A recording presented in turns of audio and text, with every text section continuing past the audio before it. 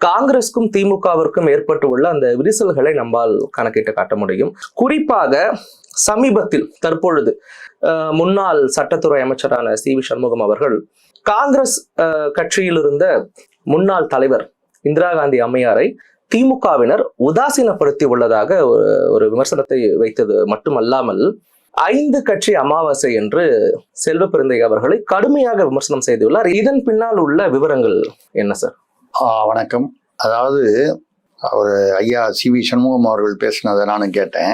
திண்டிவனத்தில் பேருந்து நிலையம், திண்டிவனம் பேருந்து நிலையம் ஏற்கனவே இந்திரா காந்தி அவர்களுடைய பெயரில் அந்த ஏதோ ஒரு காலத்துல இருந்து ரொம்ப வருஷமா பல வருடங்கள் அந்த பெயர்ல இருந்திருக்கு பேருந்து நிலையம். இந்திரா காந்தி ஒரு தேச தலைவர், ஒரு ஒரு ஒரு ஒரு காங்கிரஸ் கட்சியின் தலைவர் அப்படின்னு, ஒரு தேசிய கட்சியின் தலைவர், பிரதமராக இருந்திருக்கிறார், அதற்கு முன்னால் அமைச்சராக இருந்திருக்கிறார், ஒரு தலைவர்.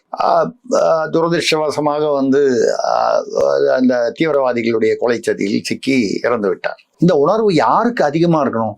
தமிழ்நாட்டில் உள்ள காங்கிரஸ்காரங்களுக்கு அதிகமா இருக்கணும். திமுக அரசு என்ன செய்து இந்திரா காந்தி பேரை எடுத்துவிட்டு பெரியார் பேரை வச்சிருக்காங்கன்னு நினைக்கிறேன். வைக்கிறாங்க. யார் பேரை வேணாலும் வைங்க, என்ன வைங்க, திருப்பி 2 பேர் தான் வைப்பாங்க. அண்ணாதுரையெல்லாம் மறந்தாச்சு.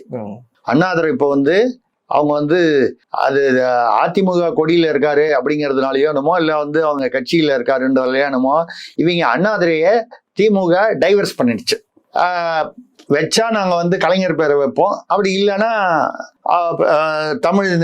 தமிழை சனியன் என்று சொன்ன, தமிழர்களை காட்டு மிராண்டின்னு சொன்ன அந்த தமிழ் தந்தை அப்படின்னு அவங்க சொல்லக்கூடிய, தமிழர்களின் தந்தைன்னு அவர்கள் சொல்லிக்கக்கூடிய ஈரோட்டுக்காரர் பேரை வைப்பாங்க.